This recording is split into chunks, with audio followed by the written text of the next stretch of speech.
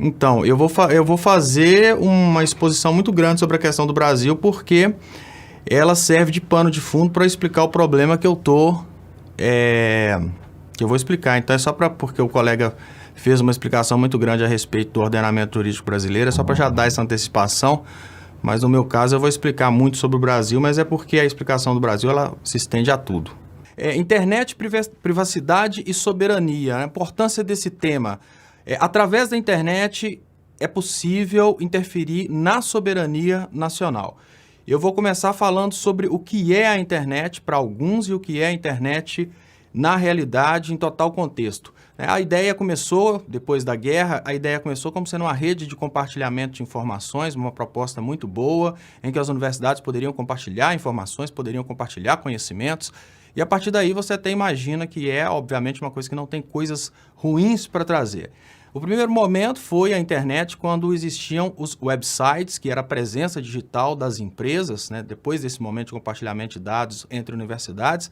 E aí a gente chega nesse momento agora em que a gente tem as redes sociais. Esse momento de redes sociais ele se divide em vários pontos, que a internet 2.0, 3.0, 4.0 são estudados pelo marketing digital.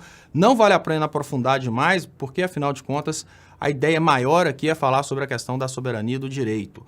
E aí a gente entra num conceito muito importante para essa questão de soberania e direito, que é o Big Data. O que é a ideia do Big Data? Um pouquinho do que o colega falou, né? Por que a proteção dos dados pessoais? E eu até entendo que a proteção dos dados pessoais não adianta nada, porque no final das contas, os grandes players como Facebook, YouTube, todos os outros que trabalham dessa forma, eles vão coletando aos poucos os dados pessoais das pessoas e, com isso, eles vão utilizando os dados pessoais, mais uma grande capacidade de processamento que os computadores têm hoje para fazer o direcionamento das pessoas para a informação que eles querem que as pessoas vejam. Então, o que são os dados pessoais? Dados pessoais não são os dados que normalmente a gente está preocupado em guardar, CPF, RG, endereço e etc. Dados pessoais, eles estão relacionados a o que define o seu comportamento. A partir do que define o seu comportamento, é possível identificar seus medos, o que você gosta, o que você repudia e como que eu vou fazer para te motivar, desde comprar um produto até mesmo votar em determinado candidato. Então, a finalidade hoje da internet utilizando redes sociais e o Big Data, a finalidade secundária, eu imagino até que é a primária, né? Mas assim, vamos imaginar como secundária, identificar. E como que essa identificação acontece? A partir de como você se comporta na internet. Então, se você dá um like em determinado produto, você mostra que você gosta daquela ideologia. Se você dá um dislike, você mostra que você não gosta daquela ideologia. Se você pesquisa sobre determinadas coisas e assim por diante, ou seja, o seu comportamento na internet vai integrando o seu perfil digital e esse perfil digital vai colocando você dentro de um agrupamento, dentro de um grupo de pessoas que pensam da mesma forma. A partir daí é possível você fazer a propaganda segmentada. Eu vou trazer para vocês uma coisa que obviamente todo mundo viu durante a campanha eleitoral, que foi a mamadeira erótica, e ela foi utilizada um dia antes das eleições e foi lançada exatamente para as pessoas que tinham digamos que tinham aversão a esse tipo de coisa e a propensão de acreditar que existia uma intenção do PT, por exemplo, em distribuir mamadeira erótica em creches. O que acontece? Por que acontece isso? Porque é possível segmentar qual tipo de pessoa que vai acreditar nesse tipo de propaganda e vai se revoltar com esse tipo de propaganda. Então esse é o perigo da internet.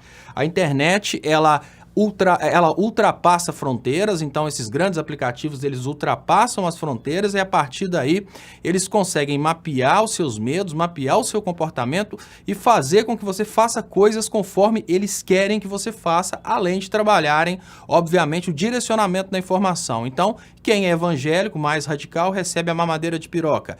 Quem é o cara que tem uma propensão maior a falar sobre economia, recebe comunicados mais científicos a respeito respeito, por exemplo, do liberalismo, que é a corrente que está dominando a internet hoje. Então tem essa charge aí que é uma brincadeira a respeito disso. Todo mundo já deve ter percebido que no momento que você fala sobre algum assunto, misteriosamente você começa a receber propagandas a respeito daquilo. Então você fala sobre um determinado produto e no seu celular começa a te apresentar propagandas a respeito daquele produto. Sim, existe total e plena capacidade tecnológica deles estarem monitorando seu microfone. Não significa que estão monitorando o seu microfone para conspirarem contra você, mas para mapearem quem você é, para te oferecerem produtos e, obviamente, para influenciarem também nas democracias através do controle das pessoas em eventos como as eleições. Então, exemplo de eventos influenciados por redes digitais. A gente teve a primeira grande experiência nos eventos que foram chamados de Primavera Árabe.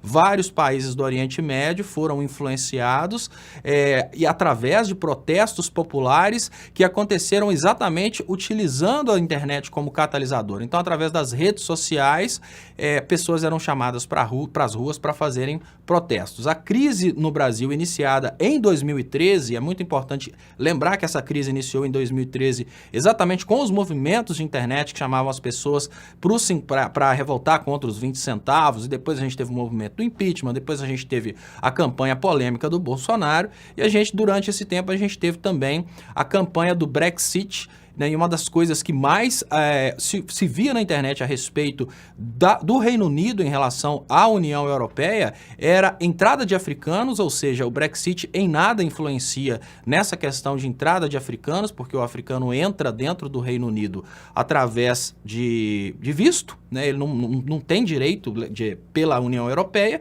E um outro ponto também que era um dos mais utilizados, era a ideia, além da ideia de que todo mundo estava indo para lá para usar o sistema de saúde, era que a Turquia ia entrar no Reino Unido para poder implementar a religião islâmica como sendo a religião oficial.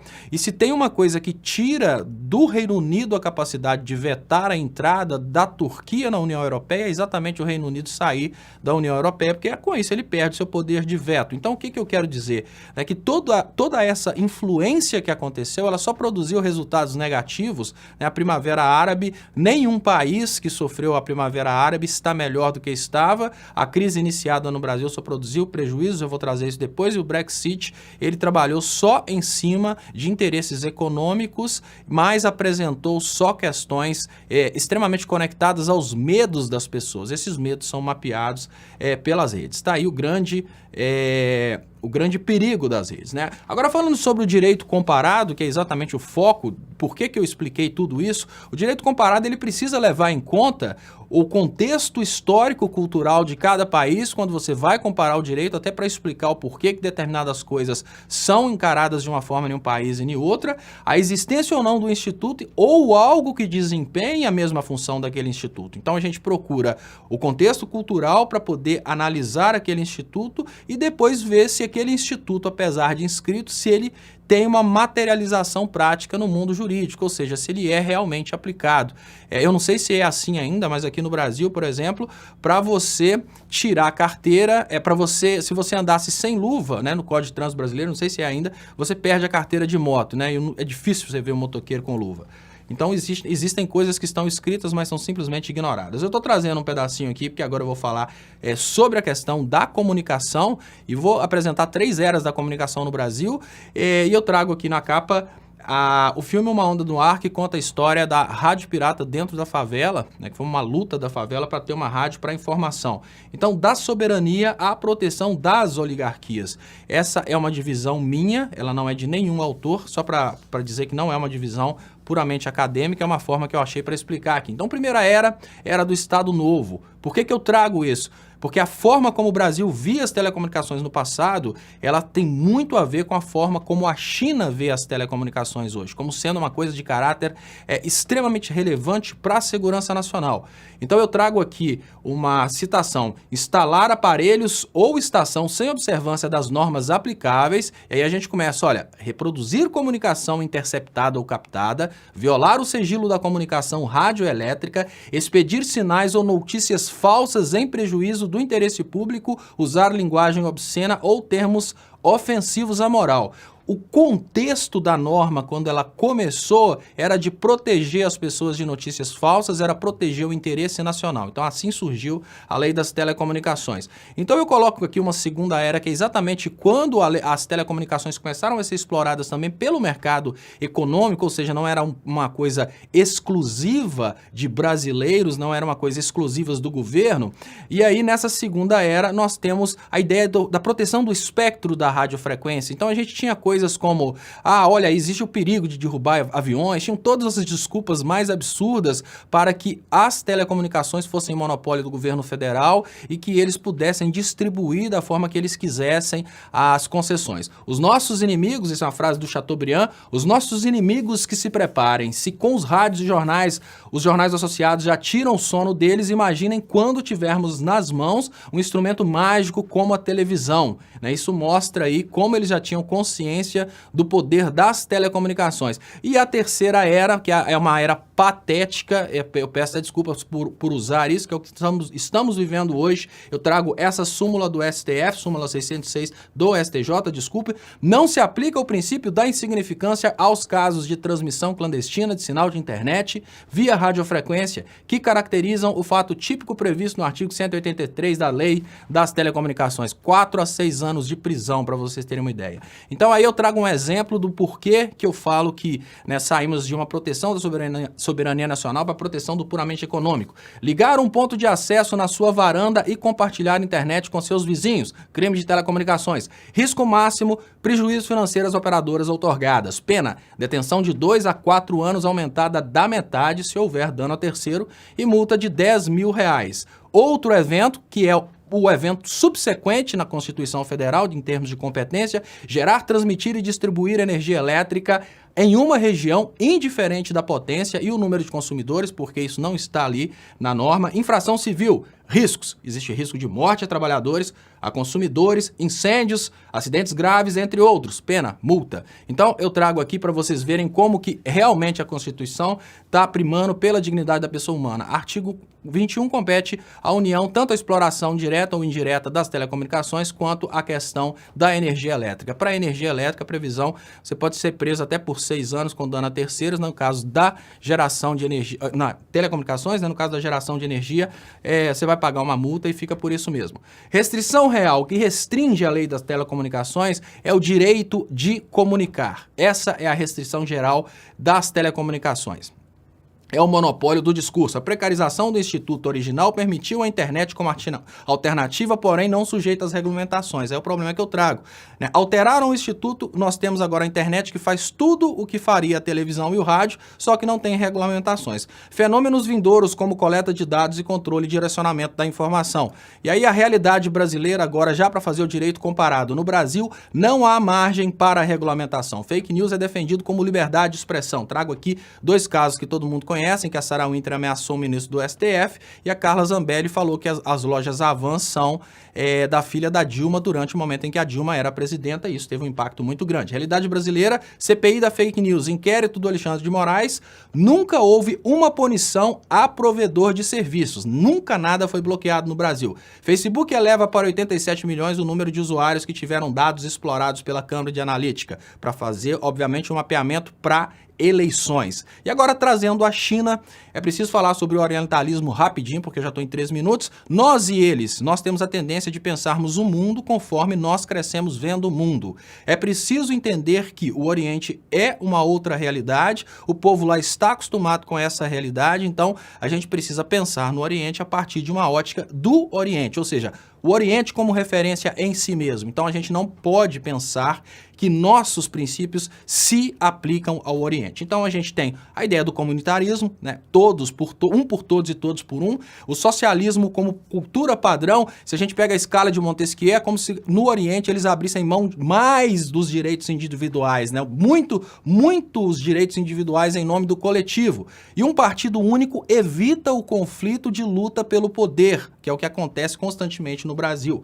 O conflito deixa de ser interno, porque o partido é único e passa a ser com o mundo exterior. O que acontece? Não significa que não exista debate. Nós tivemos agora o exemplo do Código Civil, que é uma vitória do mundo exterior para com o interior, que no caso é o Partido Único. O Partido Único abriu mão da soberania nesse detalhe. Decisão do parlamento não pode ser reformada pelo Poder Judiciário, então a gente tem uma diferença com o Brasil. Enquanto no Brasil, se o parlamento decide, por exemplo, bloquear sites de internet, que é o assunto que eu estou trazendo aqui, isso pode cair, por exemplo, no STF. Pode cair no STJ como ferir a liberdade de expressão. Na China, isso não pode acontecer. Uma ameaça ou aos interesses ou à segurança é decidida e não discutida. Então, no momento que dizem que acabou, que esse site não é do interesse nacional, não tem discussão no STF da China, acabou, não tem discussão. E a China tem o conjunto de leis para isso, que é definido como Great Firewall, que é um conjunto de leis exatamente para bloquear aquilo que não é do interesse nacional. Ou seja, aquilo que pode apodrecer o crescimento da China através do envenenamento ideológico de sua população. E agora, só para agradecer, né? Afinal de contas, a quem compete a lei? Eu me posiciono aqui mais a favor do modelo chinês, que é um modelo que tira do Poder Judiciário o poder de decidir a respeito da interpretação da lei, porque, afinal de contas, o modelo chinês ele é um modelo que compatibiliza muito mais com a democracia. Afinal de contas, lei ela deve vir do partido e não da decisão final da interpretação de juízes. E, para apimentar, né, comparando a regulamentação, né, eu trago aqui alguns dados, só para finalizar. Isso é o PIB brasileiro. O momento que o PIB começa a cair é exatamente esse momento de 2013, o momento em que nós temos essa crescida aí na desocupação também é esse momento de 2013, e também nós temos uma redução da utilização da indústria brasileira, ou seja, uma queda na atividade industrial a partir dessa interferência no Brasil em 2013. E agradeço a todos vocês, nós ainda temos, obviamente, uma chance, porque tem uma promessa de um meteoro vindo em nossa direção que possa, talvez, solucionar esses grandes problemas que a gente tem aí. Então, muito obrigado. Leonardo, obrigado aí pela apresentação, né? Eu acho que a grande... vocês já devem estar cansados de ouvir isso, mas a grande vantagem aqui das nossas discussões é justamente a pluralidade, né? Eu acho que todo mundo ganha com isso, né?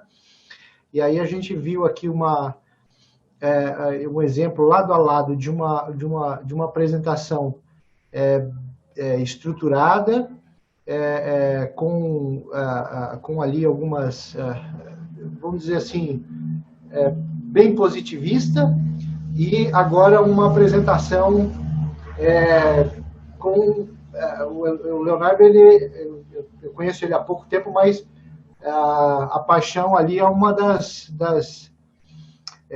marcas, né, nos seus escritos, na sua apresentação, e também a polêmica, né? A polêmica também está permeando ali as observações do Leonardo, e que eu particularmente, né, eu gosto muito não a polêmica só pela polêmica, né? Mas ali a polêmica no sentido de trazer uma reflexão crítica a respeito das coisas, a respeito da realidade, né? Eu utilizo muito teoria crítica nas minhas pesquisas, né? Até tem um colega que ele lá da GV, que ele fala, Douglas, olha, você é um cara que você é um cara conservador, né? Né, eu vejo ali as suas opções e tal, mas quando eu olho para os seus textos, né, eu vejo ali a teoria crítica, né?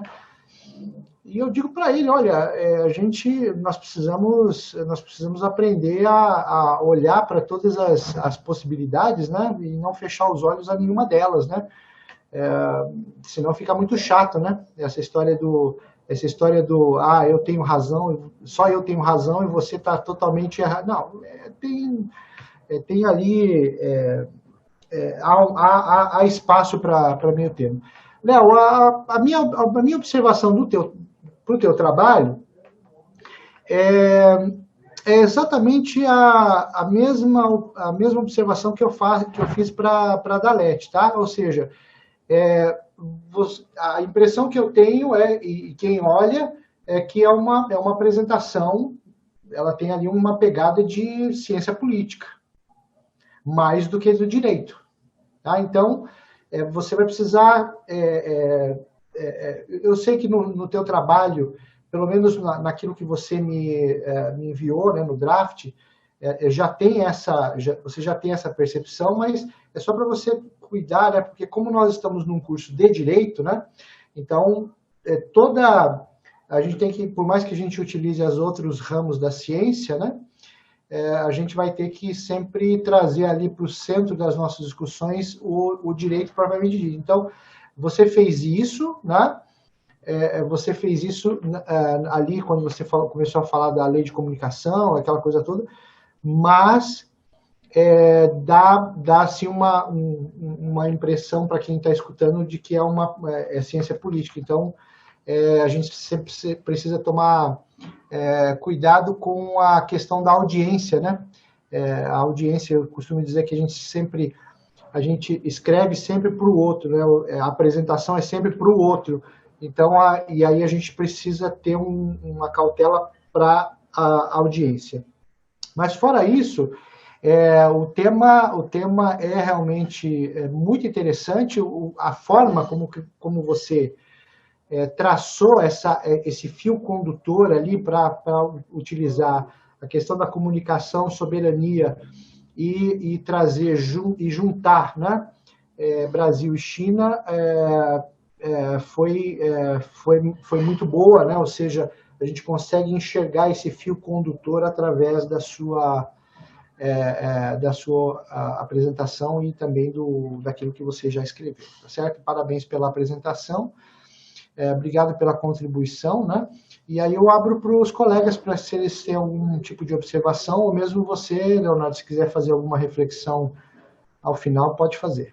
É só agradecer mesmo, e no trabalho escrito é lógico, é bem mais fácil inserir, né? Eu até trouxe alguns temas, alguns textos legais aqui, mas não ia dar tempo de falar.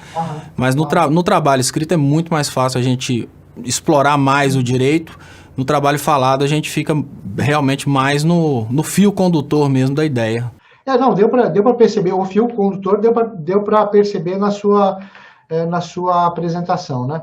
E essa sua reflexão final a respeito da China e do modelo que ela traz, né? Mostra para todos nós aqui uma maturidade em olhar para a China sem os preconceitos que a gente já normalmente tem, né? Então, se colocar no sapato do outro e entender. Até mesmo por isso que eu falei lá para o Luiz, né? Para ele pesquisar lá no Pew Institute, para saber o que é que os chineses entendem e percebem a respeito da própria legislação que eles têm. Porque, veja, nós que estamos de fora, nós podemos estar percebendo algo que o chinês não percebe como uma violação de privacidade. Ele tem um outro entendimento. Então, essa percepção que nós fazemos, né, que você fez de forma muito excelente, realmente colocar essa questão, tá?